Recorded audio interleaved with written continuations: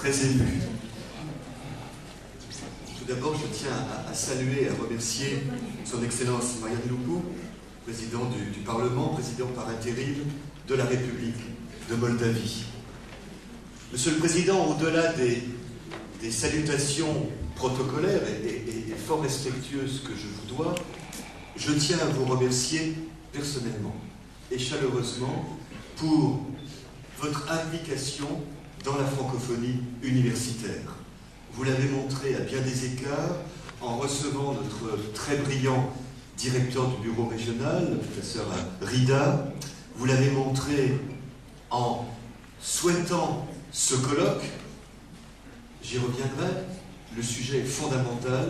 Vous l'avez montré en venant parmi nous ce matin.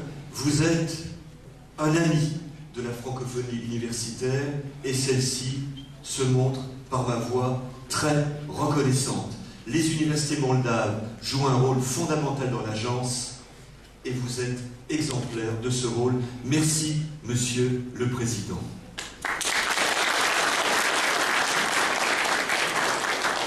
Je tiens à saluer Madame la ministre de l'Éducation. Thank you very much for being here. Le professeur Ulrich Galmen, recteur de l'ULIM. Je suis très honoré du doctorat que vous m'avez accordé. C'est un moment de grande émotion. C'est dans une carrière d'universitaire, je suis universitaire, un très grand moment. Je suis maintenant l'un d'entre vous de cette magnifique université. Je tiens à vous remercier vivement et remercier tout le Sénat, auquel je voudrais dire ma gratitude. Je voudrais remercier messieurs les ambassadeurs, les collègues, les amis, les doyens, et je voudrais remercier Anna Goutsou. Au-delà du remerciement protocolaire, respectueux, je voudrais remercier Anna. D'abord pour cette laudatio extraordinaire, non sum dugnus. Vous m'avez comparé à Chateaubriand.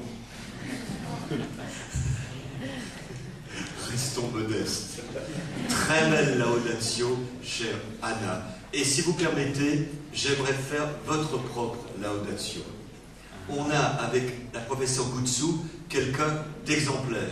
Exemplaire pour sa carrière, professeur, première vice-rectrice, une activité scientifique dont je vais en parler, un rôle crucial et fondamental dans son université, dans le système universitaire moldave, un rôle décisif dans l'animation de la francophonie dans la région, puisque Anna a piloté pendant plusieurs années, a dirigé le comité de pilotage de la conférence des recteurs d'Europe centrale et orientale. Cette conférence, elle a été bâtie grâce à la professeure Goudsou, qui joue un rôle crucial dans toute la région, c'est-à-dire dans ce système d'une centaine d'universités francophones. Et puis elle joue un rôle mondial, puisque la professeure Goudsou est membre du bureau du conseil associatif. Elle joue un rôle fondamental, elle est très importante pour l'agence universitaire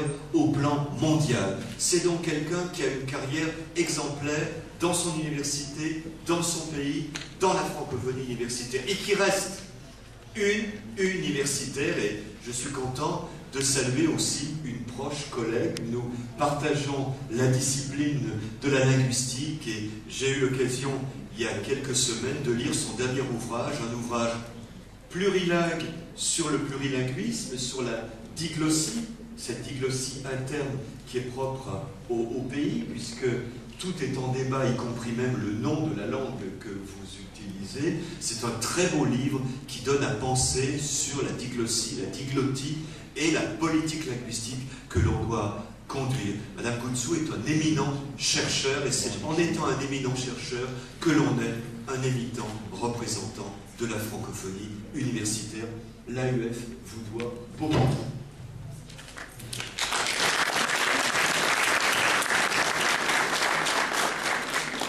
Eh bien, mes chers collègues, me voilà docteur honoris causa. C'est un privilège, et mon émotion le traduit. C'est un triple bonheur pour moi aujourd'hui. Premier bonheur, cela me permet de faire un peu de grammaire. Dans la mesure où, vous le savez bien, honoris causa est un faux ami. Pas pour vous, qui êtes d'éminents latinistes, et dont vous parlez, et vous qui parlez la langue la plus proche du latin. Puisque même dans la langue que vous parlez, vous avez gardé, vous êtes les seuls, vous avez gardé l'article postposé. Vous parlez lingua illam, lingua millam, romanam. Donc, ça ne va pas vous tromper. Mais tous les autres sont trompés. Honoris causa est toujours mal interprété. Causa signifie en latin tout sauf la cause. Eh bien oui, la cause, c'est ce qui produit un phénomène. Je ne suis pas docteur à cause de l'honneur que je porte en moi. Causa en latin signifie le but, c'est-à-dire ce que va produire un phénomène. Causa, ça signifie pour que tous les, en dehors de la Moldavie, tous les écoliers et les lycéens qui font du latin se trompent. Honoris causa, ça signifie pour l'honneur que l'on va porter en soi dès lors que l'on est docteur. Et donc, je l'ai prouvé aujourd'hui, je n'avais aucun honneur en arrivant ici. C'est pas mon honneur qui m'a rendu docteur, c'est le doctorat qui m'a rendu honorable. Je suis honorable grâce à vous, honoris causa. C'est pour l'honneur que je reçois. Donc c'est un premier bonheur de me perdre un petit peu de latin avec vous et de rappeler que causa en latin signifie non pas la cause, mais le but. Deuxième honneur.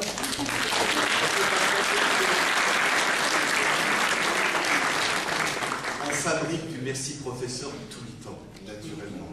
Et Dieu sait que ma femme et mes enfants me le reprochent. Bien. Et merci pour le très beau compliment qu'on m'avait fait. Deuxième bonheur, Monsieur le Président, c'est d'ouvrir de fait ce colloque qui vous doit tout. C'est un colloque dont le thème est fondamental pour l'agence.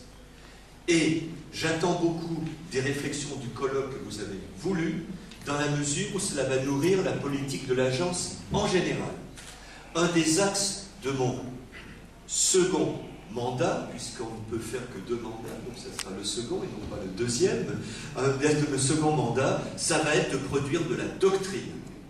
Nous formons un système de 800 universités dans le monde. Nous avons les meilleurs spécialistes, les meilleurs experts.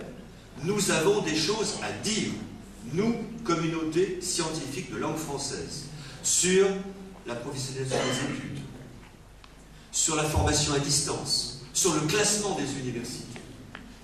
Nous avons des choses à dire sur la fuite des cerveaux. Nous allons le dire. L'agence universitaire va produire des documents, des notes de synthèse. Le monde ne sera peut-être pas d'accord avec nous, mais nous dirons au monde, nous les francophones universitaires, nous pensons que ceci est juste et bon. Eh bien, Monsieur le Président, la première note que nous allons publier sous mon mandat, ça sera là-dessus. Et donc, grâce à votre colloque, grâce à vos experts réunis, et je les salue, nous allons réunir de la matière pour publier mondialement des réflexions là-dessus, pour aider les autres pays, car c'est un problème général, les autres pays, à résoudre cette question grave. Donc, merci beaucoup. C'est un grand bonheur pour le recteur que je suis de voir que l'agence universitaire fonctionne d'abord avec des neurones. C'est ça, l'enseignement supérieur. Des neurones, et nous allons donner matière à de la doctrine. Et puis, troisième bonheur, eh bien, celui de pouvoir partager l'honneur et la toge, si j'ose dire, que je porte, car je la partage avec vous tous. Nous sommes tous ici l'agence universitaire de la francophonie. C'est une association. Nous œuvrons de façon associative, collégiale. Tout ce que nous faisons provient des besoins exprimés par nos membres, des idées mises au point avec eux, évaluées avec eux. Et le professeur Boutchou, qui siège au conseil associatif, sait combien l'agence est démocratique, universitaire, collégiale. Nous débattons dans les conseils et ensuite nous mettons en œuvre. Eh bien, j'ai l'honneur aussi, le bonheur d'être dans un pays qui joue un rôle de premier plan dans la francophonie universitaire. Nous avons une antenne ici qui est très active. Nous avons